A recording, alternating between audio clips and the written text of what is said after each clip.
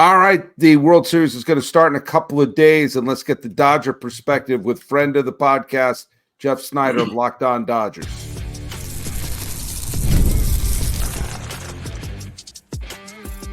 You are Locked On MLB, your daily MLB podcast, part of the Locked On Podcast Network, your team every day. Hello, baseball fans, and welcome to Locked On MLB, part of the Locked On Podcast Network, which is your team every day. This is the daily podcast. We talk about wait, I said that wrong. You know what? I'm not even going to hit that out. Let's just keep going. We just talk about baseball, and the World Series is coming up. This episode is brought to you by Gametime. Download the Gametime app, create an account, use code Locked On MLB for $20 off your purchase. I'm your pal Sully. My full name is Paul Francis Sullivan.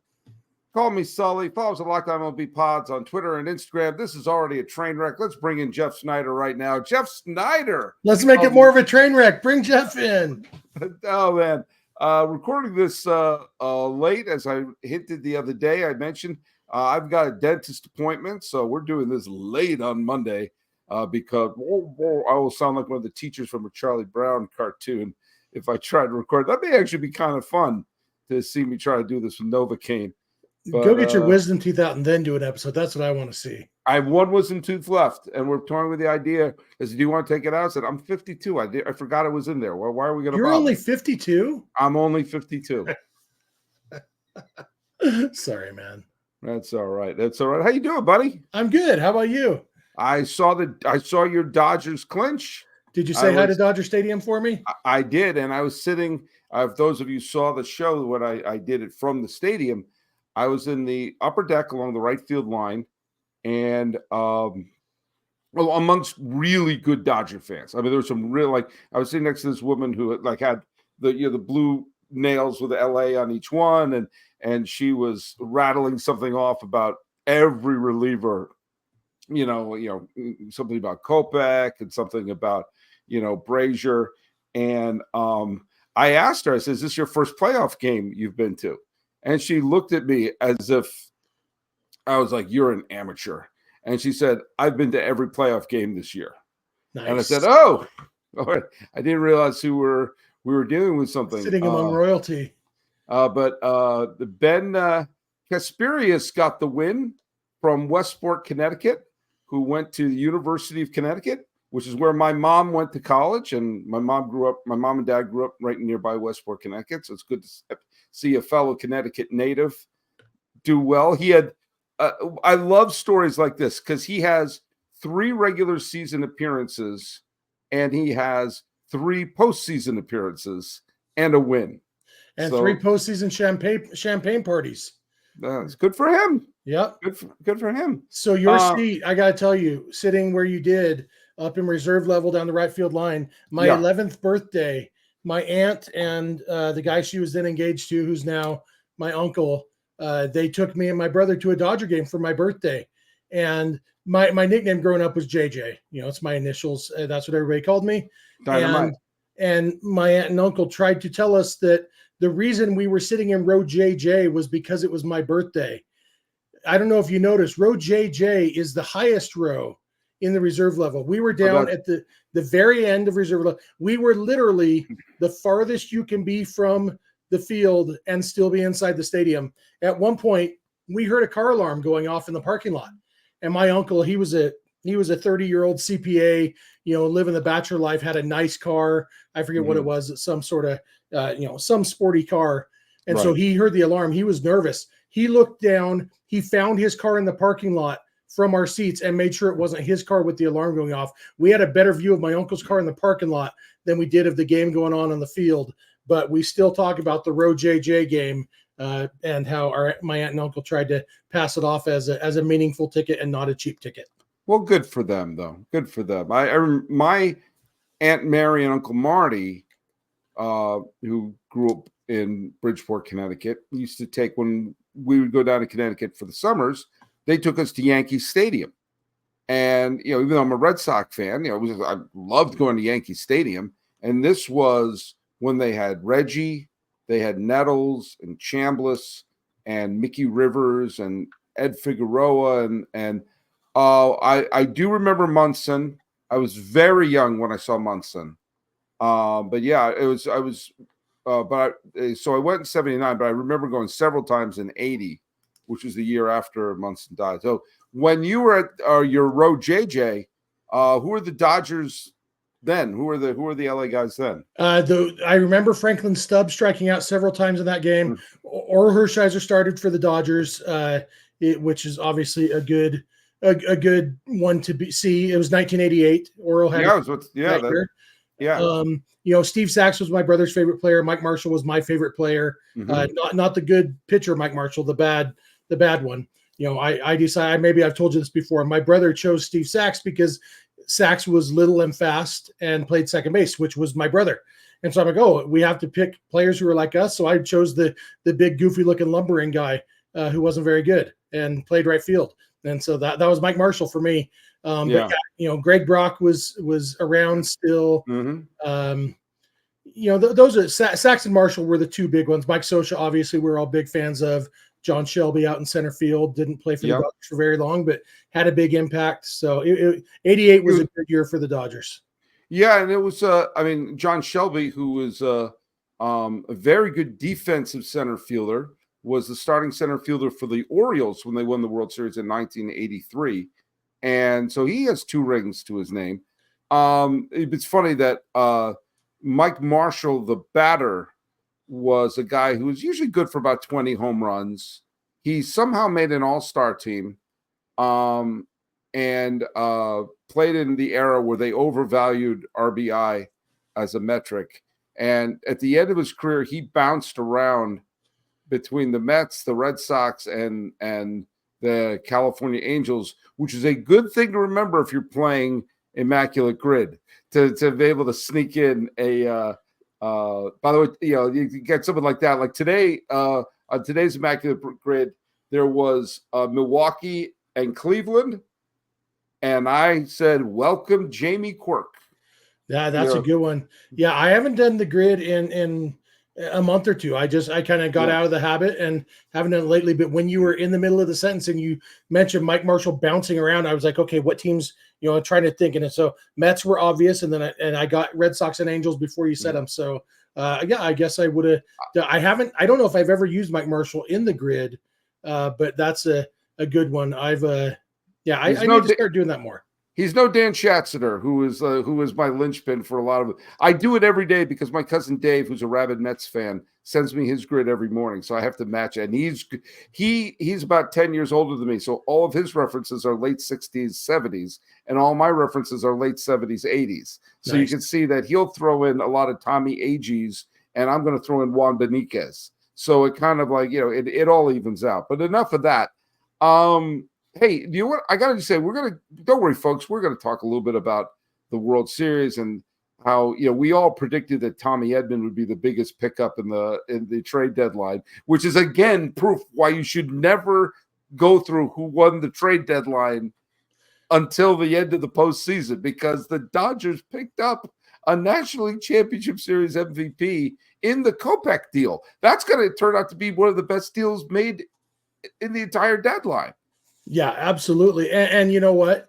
We knew at the time the Dodgers addressed their needs. Yes. They needed somebody with Tommy Edman's, defensive versatility, a position player who could put the bat on the ball. They needed a good relief pitcher. I was very high on Kopech because of the stuff and the Dodgers history of turning guys with stuff into good pitchers. And then obviously I was excited about Flaherty, the best starting pitcher traded at the deadline. But yeah, none of us could have guessed that Kopech would be as good as he's been, and definitely couldn't have guessed that Edman would have the postseason impact he's had so far. Okay, well, we're going to break right now, but I do want to just say this, because for me, I'm addressing an elephant in the room, and it is not Stomper, the mascot for the A's.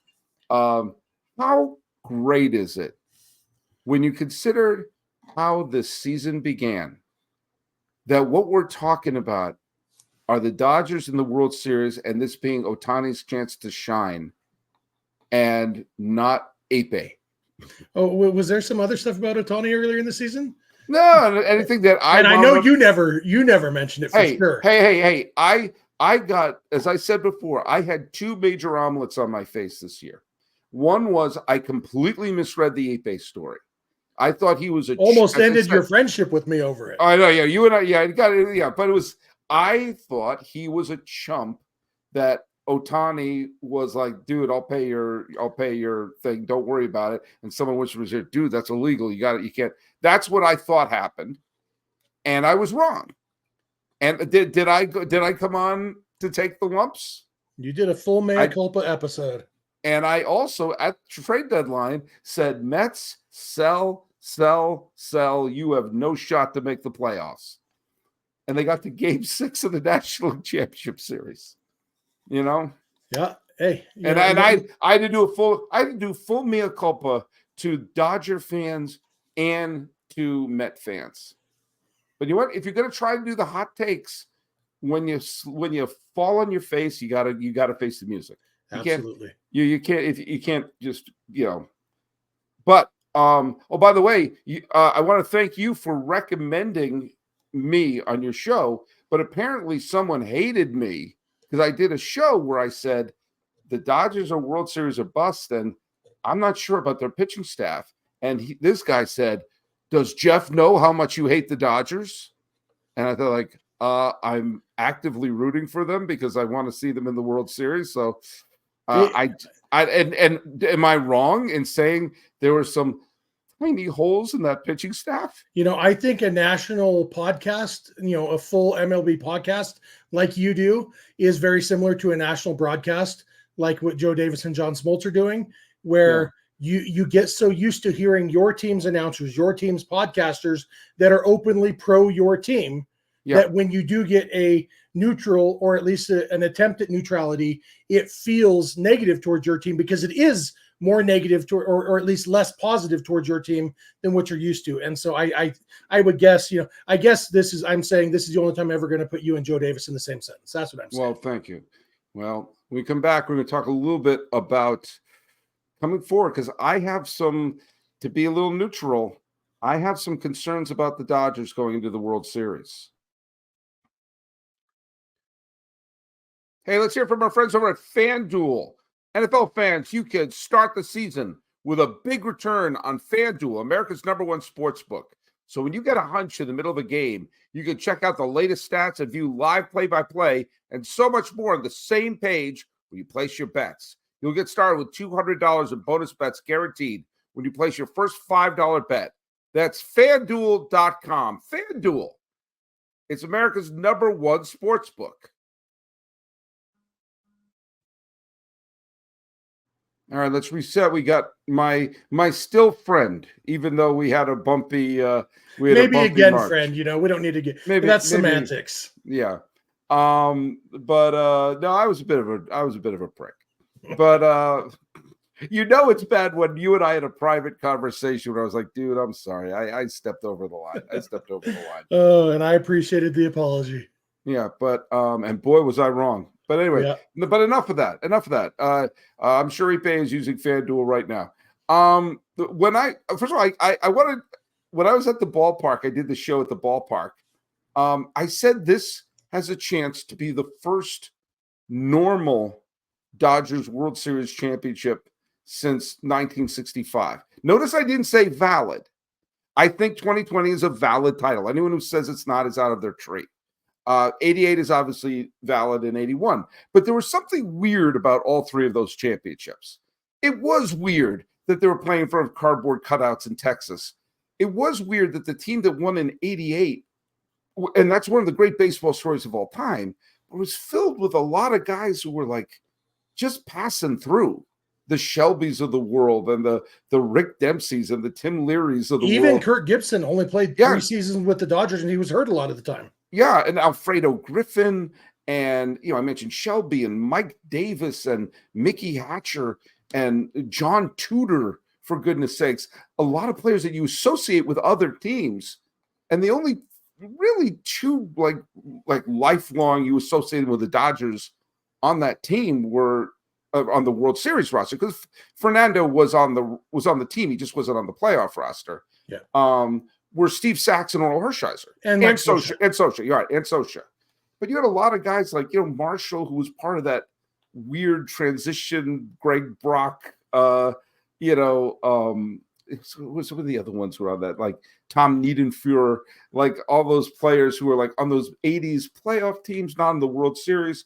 And the Mets were so much better on paper, and the A's were so much better on paper, which made the story of them winning. And Tim Belcher, by the way, the most underrated figure winning Game 4, and your buddy Mike Marshall hitting a home run in the World Series. That was a weird World Series. We can admit that. And 81 was weird because 81 was filled with so many lifelong Dodgers. But it was the split season. Yeah. And the Reds had the best overall record in baseball, but they didn't play in the playoffs because of the way they did the first half, second half. Yeah, although the Dodgers knew for the whole second half that they were already in the playoffs. So, right. It's tough to say if the Reds would have had the best record if the Dodgers were actually playing for something. But the Reds were really good that year. For sure. The Reds had a really good team that year. And it would have been interesting if they went down to the wire the way that they did with the Dodgers and the Braves did the very next year, or the Dodgers and the Astros did the year before. Instead, it was a not great Astros team. The Reds could have won a couple of more games and it would have been a moot point.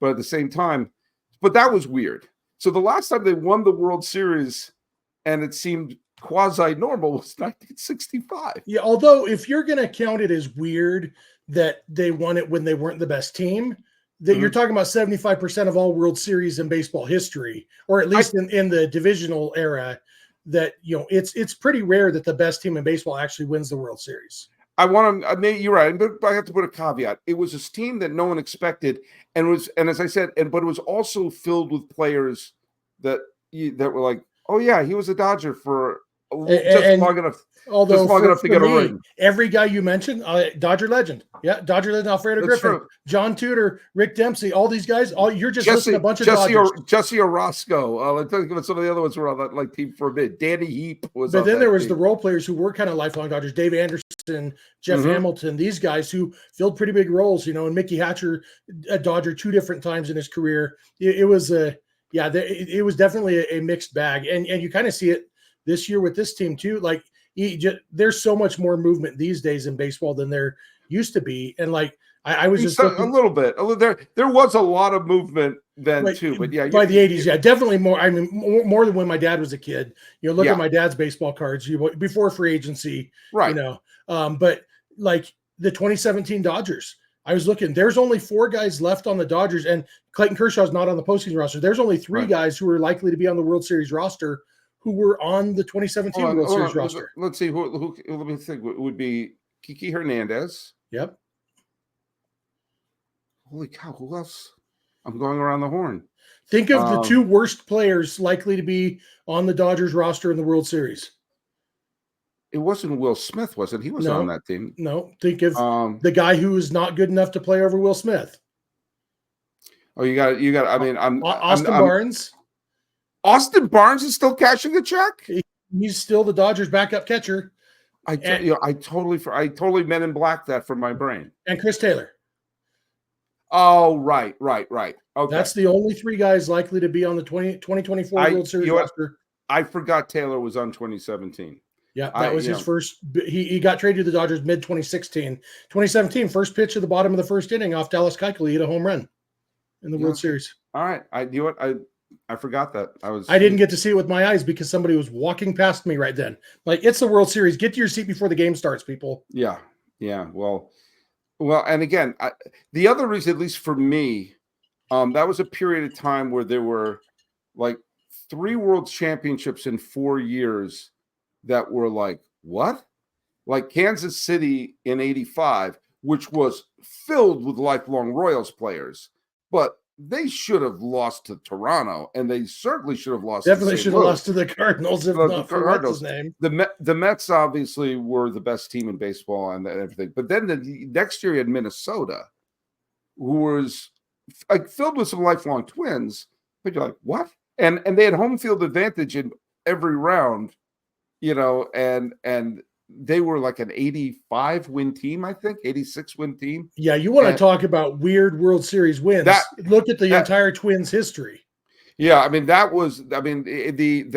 year was weird. And then the very next year was that Dodger team. So you had 3 out of 4 years where the World Series winner was like, okay, all right.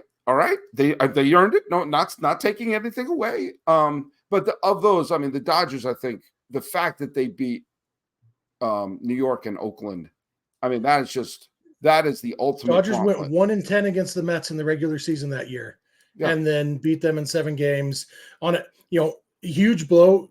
Mike Scioscia, big home run against Dwight Gooden, least likely home run in baseball history, probably. Well, I'll just maybe Tom Lawless. No, Lawless, yeah, it's the anniversary of the Lawless home run. But the thing people forget is that the Mets came back against the bullpen against Hershiser in game 1, and then there was a huge rain delay. They rained out 1 or 2 games, and so they started Hershiser again in game 3, and that was the bullpen fell apart with Howell with the pine tar in his glove, and so they lost both Hershiser starts, and Gooden was on the verge of throwing a complete game victory, which would have given the Mets a 3-2-1 lead.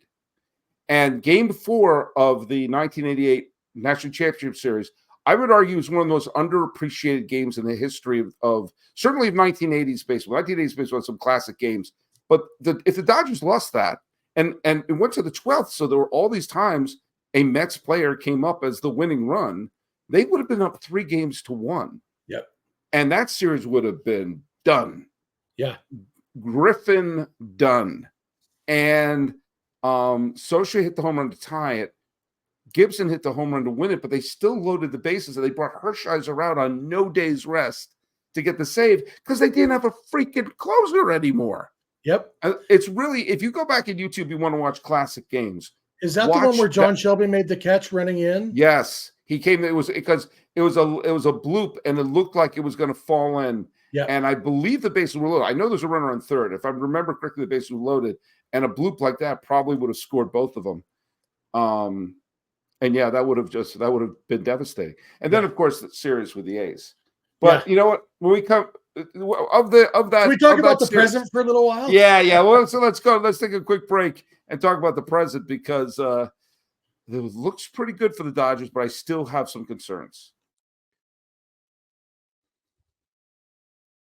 Hey, let's hear from our friends over at Gametime. Gametime is an authorized ticket marketplace of Major League Baseball, which makes getting tickets faster and easier. Prices on the Gametime app actually go down the closer it gets to the first pitch, and they got killer last-minute deals, all-in prices, views from the seats, the lowest price guaranteed.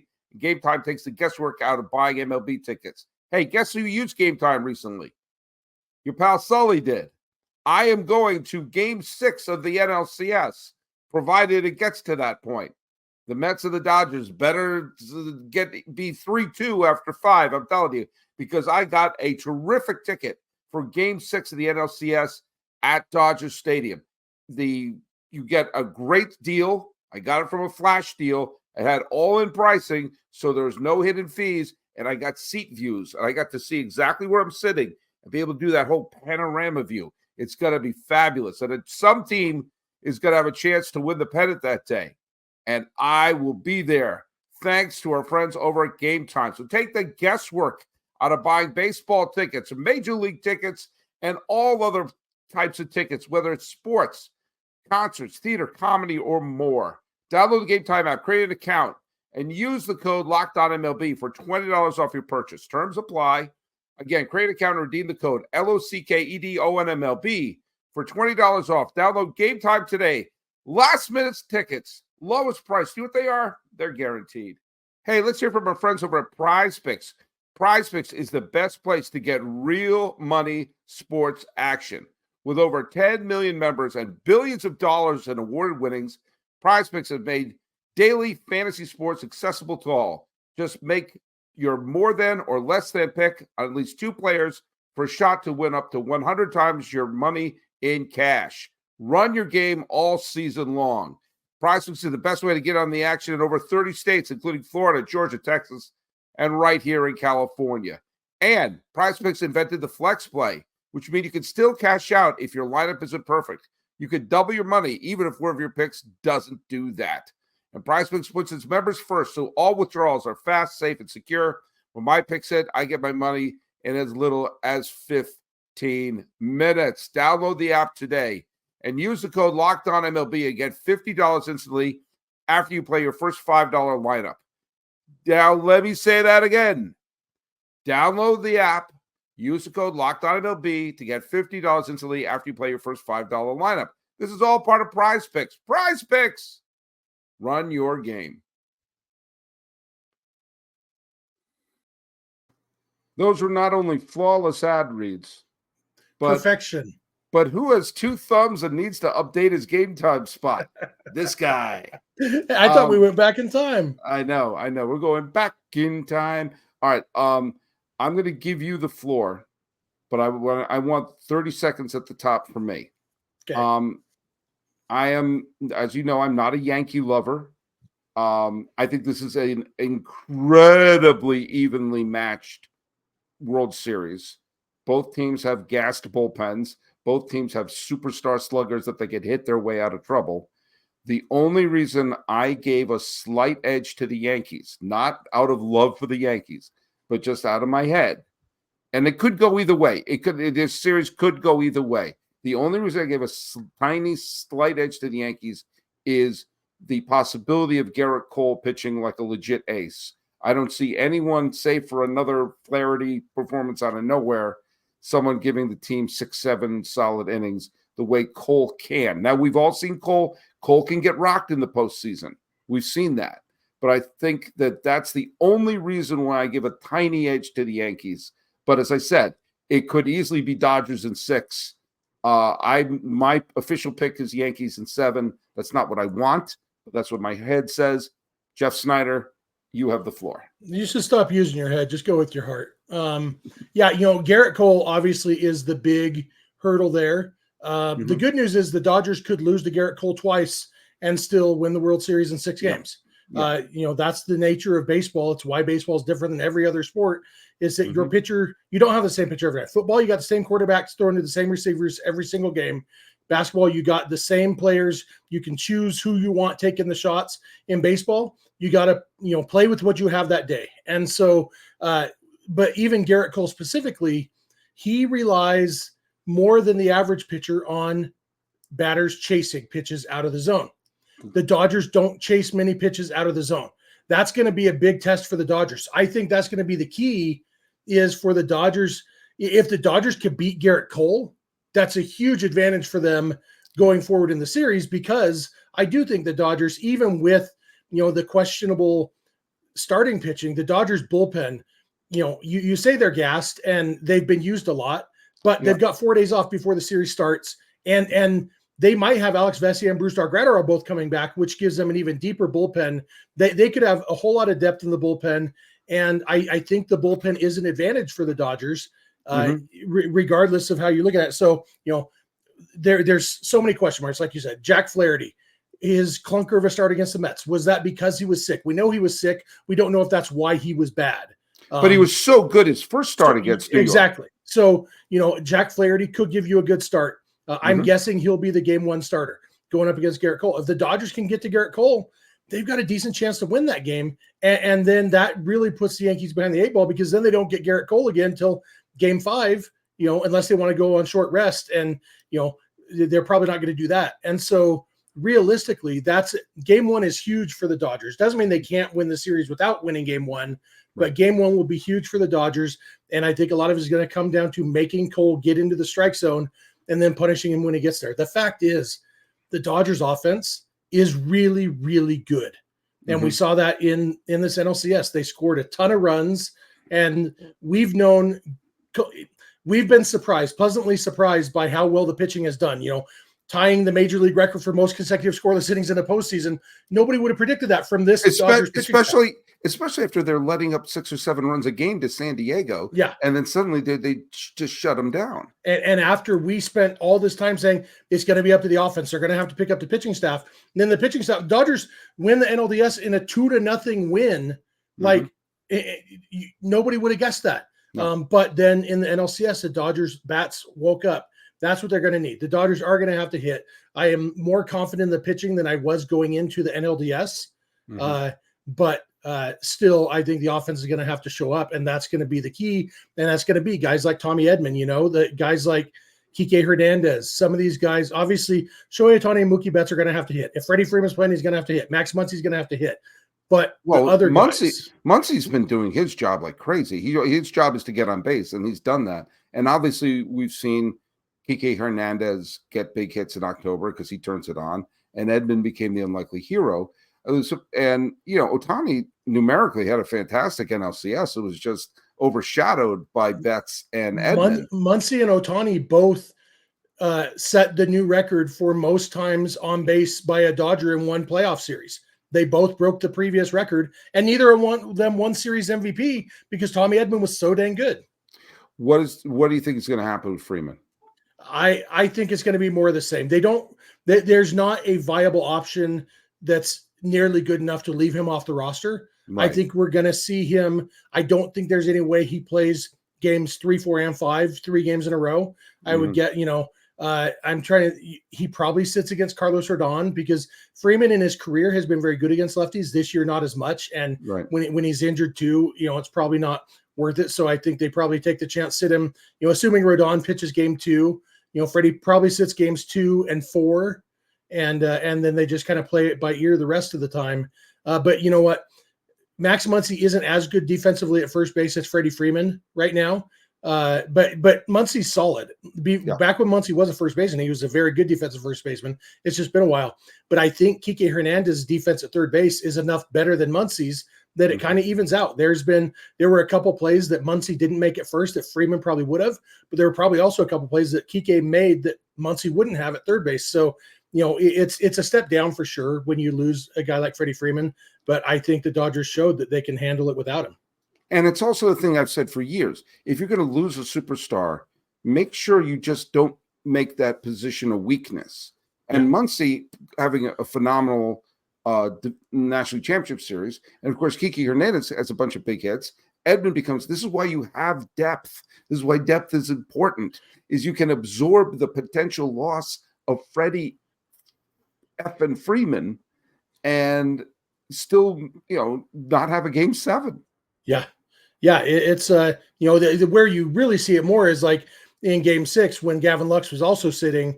And so you had Chris Taylor in the game, but then Chris Taylor, got 2 hits and got on base on a good sack bunt. It's you never know what's going to happen. Sometimes even Chris Taylor gets hits. Well, the thing that Dodger fans should be worried about is that, yes, Judge hit that dramatic game-tying home run and had a huge home run in center field. He hasn't gotten hot yet. And the Yankees have only lost 2 playoff games with a pretty cold Aaron Judge. If the Yankees are an extraordinarily streaky team this year, they've had some instances where they look like, oh my God, this team's going to win 105 games. And they've had some instances where they're like, wait, are these the White Sox? I mean, there seems to, and they happen to have one of their really good stretches here in October. And that's not me trashing them. They're the best record in the American League. They deserve to be in the World Series. There's no doubt about that. They're a team that can get really cold or really hot. And obviously Stanton and Gleyber Torres and Juan Soto have been big postseason heroes for them right now. You got to make sure Judge doesn't get hot because you can't have that bat going crazy. Yeah, Judge and Soto are still, despite how hot Stanton has been, Judge and Soto are the 2 guys who are going to determine who wins this series. If the Dodgers can hold those 2 guys at bay, I think they have a very good chance to win the series. What do you have a pick? Dodgers in 4. I hope you're right. What else did you want me to say, man? I hope you're right. I hope you're right. I hope every game is 11-0, so I don't have to stress at all. Eight runs in the first inning of each game, and then just tack on a few more throughout the game, so I can have a nice, relaxing. None of that weird stuff that playoff stress does to my body. Yeah, I was. As some of you know, I'm a teacher in Pasadena High School, and I have a kid in my special ed class who's a rabid Dodger fan. They gave out the little Dodger rally towels. And I gave it to him. I washed it and I gave it to him so he could have a playoff rally towel. And he's a huge Dodger fan. He calls them the D's. D's one, Mr. Sullivan. D's one.